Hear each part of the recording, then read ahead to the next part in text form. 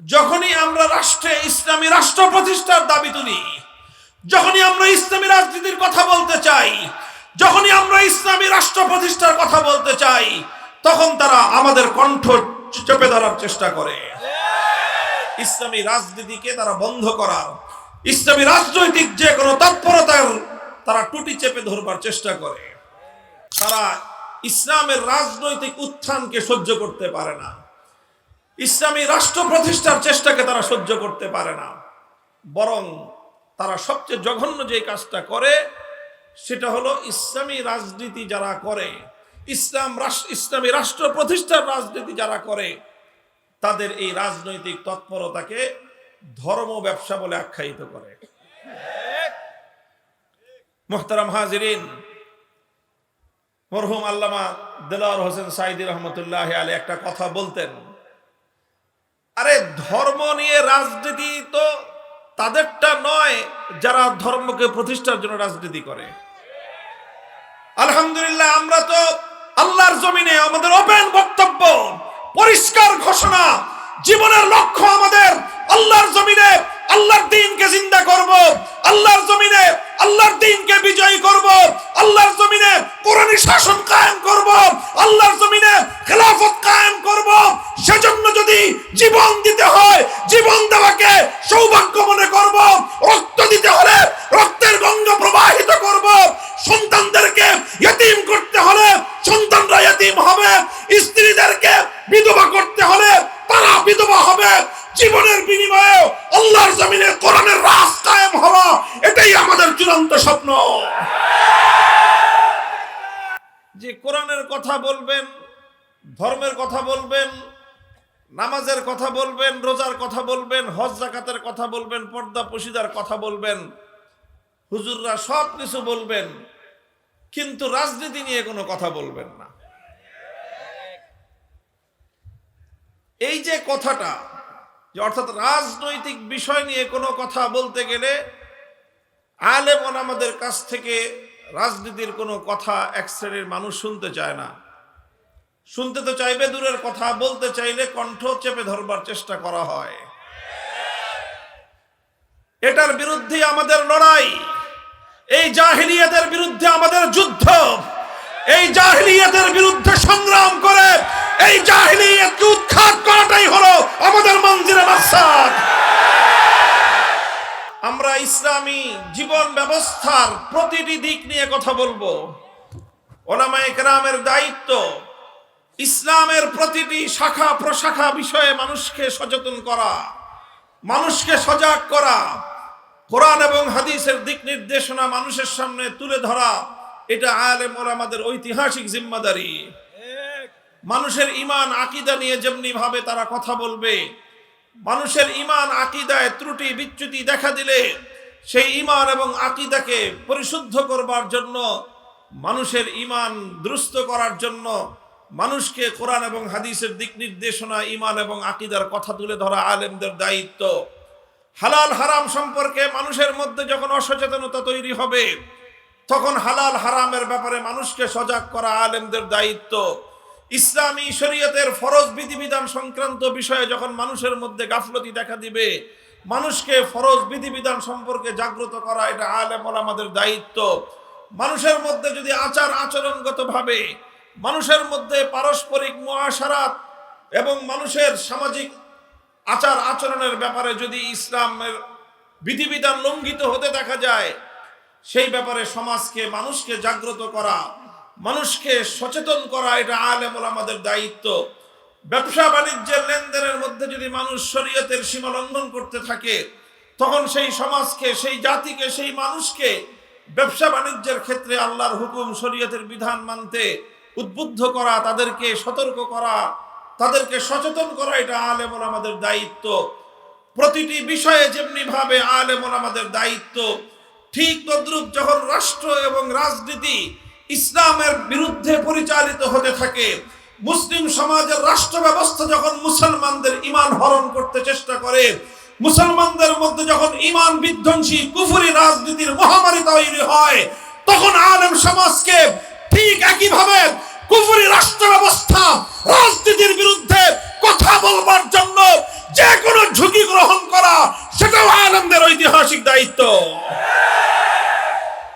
দেখেন, কথা প্রসঙ্গে কথা চলে আসে, কিছু কথা বলতে গেলে অনেক রাজনৈতিক প্রসঙ্গ আসবে। মূলত আমরা কোরআনে কারীমের প্রতিটি জীবন দর্শন যেরকম মানুষের সামনে তুলে ধরি, কোরআনে কারীমের এবং ইসলামের অন্যতম একটি গুরুত্বপূর্ণ বিধান হলো ইসলামের রাজনৈতিক দর্শন, ইসলামের রাষ্ট্র ব্যবস্থা, ইসলামের রাজনৈতিক মতবাদ, সেই কথাগুলো মানুষের সামনে বলতে হয়। আমার একটা ছোট্ট অ্যানালাইসিস হলো, আমার ছোট্ট একটা পর্যবেক্ষণ হলো, বর্তমানে মুসলিম বিশ্বের মধ্যে, বিশেষ করে আমাদের দেশে, নানাভাবে মানুষের ঈমান, আমল, আকীদা নানাভাবেই ক্ষতিগ্রস্ত হচ্ছে। নানাভাবে সিনেমা, নভেল, নাটক ইত্যাদির মাধ্যমে মুসলমানদের ক্ষতি হচ্ছে, তবে মুসলমানদের আমলের ক্ষতি হয়। চুরি, ডাকাতি, ছিনতাইয়ের মাধ্যমে মুসলমানদের ক্ষয়ক্ষতি হয়, মুসলমানদের সহায় সম্পদের ক্ষতি হয়। মাদকের করাল গ্রাস গোটা সমাজকে ছেয়ে নিচ্ছে, মাদকের দ্বারা মুসলমানদের আমল নষ্ট হয়, মাদক গ্রহণ করলে আমল নষ্ট হয়।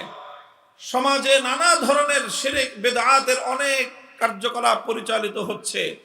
এই সমস্তের দ্বারা সমাজ মুসলমানদের সুন্নতের উপর আমলের যেই বিধিবিধান সেটা ক্ষতিগ্রস্ত হয়। তবে সবচেয়ে বেশি ভয়ঙ্কর যেই প্রবণতা মুসলমানদের মধ্যে পরিচালিত, যেটার দ্বারা মুসলমানদের ঈমান নষ্ট হয়, তার মধ্যে সবচেয়ে উল্লেখযোগ্য বিষয় হলো বর্তমান প্রচলিত পশ্চিমা রাজনীতি ব্যবস্থা। সেই রাজনীতির মাধ্যমে সবচেয়ে বেশি মুসলমানদের ঈমান হরণ হয়। অথচ এই বিষয়ে আমরা অনেকটাই নীরব দর্শকের ভূমিকা পালন করি। আল্লাহ পাক রব্বুল আলামিন এই রাজনৈতিক আক্রমণ থেকে মুসলমানদের ঈমান এবং আমলকে হেফাজত করেন। মুহতারাম হাজিরিন, এই যে একটা রাজনৈতিক পট পরিবর্তন বাংলাদেশে ঘটেছে, 16 বছরের ফ্যাসিবাদ, স্বৈরতন্ত্র, এই দেশের মানুষের বুকের উপর চেপে বসা একটা জগদ্দল পাথর আল্লাহ পাক রব্বুল আলামিনের সাহায্যে অপসারিত হয়েছে। এদেশের মানুষ মুক্ত বাতাসে নিঃশ্বাস গ্রহণ করার সুযোগ পেয়েছে। ফালিল্লাহিল হামদু আলা যালিক। আমরা আল্লাহ পাকের শুকরিয়া আদায় করি। এখন একটা নতুন আলোচনা, নতুন একটা কথা আসতেছে। এই বিদায়ী ফ্যাসিবাদী আর কথা রাগঢাক রেখে বলে লাভ কি? আওয়ামী লীগের কথাই বলতেছি। এখন অনেকে বলতেছে যে নতুন একটা আওয়ামী লীগ, পরিশুদ্ধ একটা আওয়ামী লীগকে বাংলাদেশে রাজনীতিতে আনার দরকার। অনেকে এটা আমরা বিরোধিতা করতেছি বা অনেকেই বিরুদ্ধাচরণ করতেছে। ইনসাফের কথা হলো যে অন্য সকলের যেরকম রাজনীতি করার অধিকার আছে, আওয়ামী লীগ যদি রাজনীতি করতে চায় তার আগে তাদেরকে বাংলাদেশের মানুষের রক্তের দাম চুকাইতে হবে। যতগুলো মানুষের, নিরপরাধ মানুষের রক্ত ঝরিয়েছে, তারা এই সব রক্তপাতের বিচার হোক। যথাযথভাবে বিচার হওয়ার পর এরপরে যদি কিছু আওয়ামী লীগ অবশিষ্ট থাকে তারা রাজনীতি করুক, আমাদের কোনো আপত্তি নেই। তবে আমি যতটুকু দেখেছি 2009 সাল থেকে নিয়ে 2024 সাল পর্যন্ত, মধ্যখানে 2013 সালের শাপলা চত্বর, 2021 সালের ব্রাহ্মণবাড়িয়ার শহীদ শাহাদাতের ঘটনা, এই সকল শাহাদাত এবং এই হত্যাযজ্ঞের সঙ্গে জড়িত মানুষগুলোকে যদি যাচাই বাছাই করে বিচারের কাঠগড়ায় দাঁড় করানো হয়, বাংলাদেশের কোনো একটা ইউনিয়ন ওয়ার্ড পর্যায়ের আওয়ামী লীগের কোনো নেতা অবশিষ্ট থাকবে বলে আমার মনে হয়। 2013 সালের 5ই মে যখন শাপলা চত্বরে রাতের গভীরে নবী প্রেমিক তৌহিদি জনতার বুকের উপর বুলেটের আঘাতে বুলেটের বৃষ্টি বর্ষণ করা হয়, সেই ঘটনার প্রত্যক্ষদর্শী ছিলাম আমরা, তার প্রত্যক্ষ আক্রমণের শিকার ছিলাম আমরা। রাতের বেলায় হত্যাযজ্ঞ তো হয়েছেই, এরপরে সকালে যখন এইরকম মানুষগুলো গুলিবিদ্ধ হয়ে ক্ষতবিক্ষত হয়ে রক্তাক্ত হয়ে এই মানুষ, হাজার হাজার লক্ষ মানুষের জনতা যখন এভাবে শাপলা চত্বর থেকে আমরা বিচ্ছিন্ন হয়ে গেলাম, যে যেদিকে পারলো জীবন নিয়ে পালিয়ে গেল। বহু মানুষ রাস্তায় রাস্তায় দেখেছি আহত অবস্থায়, কাউকে দুজন পাজাকোলা করে নিয়ে যাচ্ছে, কাউকে ভর দিয়ে নিয়ে যাওয়া হচ্ছে। অসংখ্য অগণিত মানুষ এভাবে যে যেদিকে পেরেছে চলেছে। রাজধানী ঢাকার এমন কোন হাসপাতাল অবশিষ্ট ছিল না যে হাসপাতালগুলোতে আহত মানুষগুলো গিয়ে আশ্রয় না নিয়েছে। প্রতিটি হাসপাতালে কিছুক্ষণের মধ্যেই দুর্বৃত্ত, সেই সময়কার ক্ষমতাসীন দলের দুর্বৃত্তরা প্রতিটি হাসপাতালে গিয়ে রেড দিয়েছে এবং কোথাও কোনো হাসপাতালে শাপলা চত্বরের আহত সেই নবী প্রেমিক জনতা চিকিৎসা গ্রহণ করবার সুযোগ পর্যন্ত পায় নাই। হাসপাতালগুলোতে গিয়ে সেই আহত অর্ধমৃত মানুষগুলোর উপর নতুন করে টর্চার চালানো হয়েছে। বাংলাদেশের কোথাও কোনো bus stand, rail station, launch station, কোনো একটা স্টেশন এমন অবশিষ্ট ছিল না যেখানে শাপলা চত্বর থেকে নবী প্রেমিক জনতা যখন নেমেছে, স্থানীয় গুন্ডা পান্ডা নিয়ে আওয়ামী নেতারা তৌহিদি জনতার উপর হামলা না চালিয়েছে।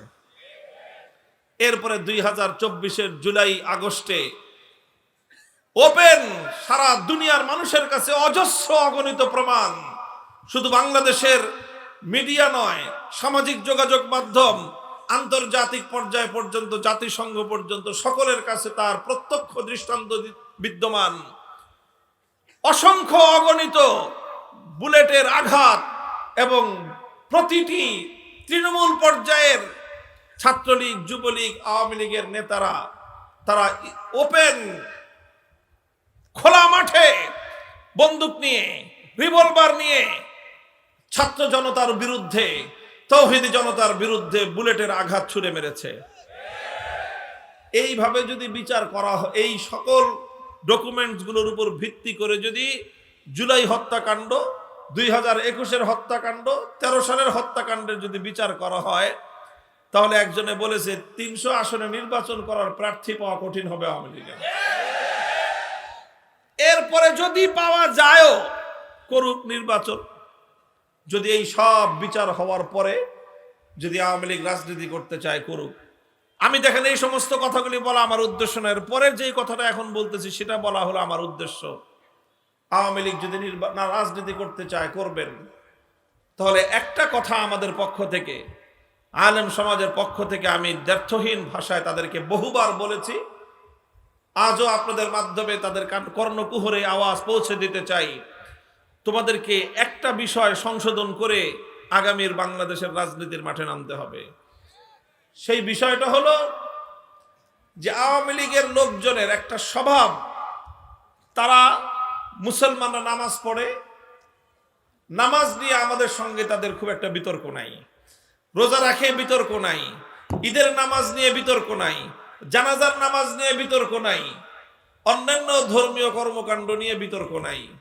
যখনই আমরা রাষ্ট্রে ইসলামী রাষ্ট্র প্রতিষ্ঠার দাবি তুলি, যখনই আমরা ইসলামী রাজনীতির কথা বলতে চাই, যখনই আমরা ইসলামী রাষ্ট্র প্রতিষ্ঠার কথা বলতে চাই, তখন তারা আমাদের কণ্ঠ চেপে ধরার চেষ্টা করে। ইসলামী রাজনীতিকে তারা বন্ধ করার, ইসলামী রাজনৈতিক যে কোনো তৎপরতার তারা টুটি চেপে ধরবার চেষ্টা করে। এটা হলো আওয়ামী লীগের সবচেয়ে বড় বিরোধ ইসলামপন্থীদের সঙ্গে। তারা ইসলামের রাজনৈতিক উত্থানকে সহ্য করতে পারে না, ইসলামী রাষ্ট্র প্রতিষ্ঠার চেষ্টাকে তারা সহ্য করতে পারে না। বরং তারা সবচেয়ে জঘন্য যে কাজটা করে সেটা হলো ইসলামী রাজনীতি যারা করে, ইসলামী রাষ্ট্র প্রতিষ্ঠার রাজনীতি যারা করে, তাদের এই রাজনৈতিক তৎপরতাকে ধর্ম ব্যবসা বলে আখ্যায়িত করে। মুহতারাম হাজিরিন, মরহুম আল্লামা দেলাওয়ার হোসেন সাঈদী রহমতুল্লাহ আলাইহি একটা কথা বলতেন, আরে ধর্ম নিয়ে রাজনীতি তো তাদেরটা নয় যারা ধর্মকে প্রতিষ্ঠার জন্য রাজনীতি করে। আলহামদুলিল্লাহ, আমরা তো আল্লাহর জমিনে আমাদের ওপেন বক্তব্য, পরিষ্কার ঘোষণা, জীবনের লক্ষ্য আমাদের আল্লাহর জমিনে আল্লাহর দ্বীনকে জিন্দা করব, আল্লাহর জমিনে আল্লাহর দ্বীনকে বিজয়ী করব, আল্লাহর জমিনে কোরআনী শাসন কায়েম করব, আল্লাহর জমিনে খেলাফত কায়েম করব। সেজন্য যদি জীবন দিতে হয়, জীবন দেওয়াকে সৌভাগ্য মনে করব। রক্ত দিতে হলে রক্তের গঙ্গা প্রবাহিত করব। সন্তানদেরকে ইতিম করতে হলে সন্তানরা ইতিম হবে, স্ত্রীদেরকে বিধবা করতে হলে তারা বিধবা হবে। জীবনের বিনিময়ে আল্লাহর জমিনে কোরআনের রাজ কায়েম হওয়া, এটাই আমাদের চূড়ান্ত স্বপ্ন।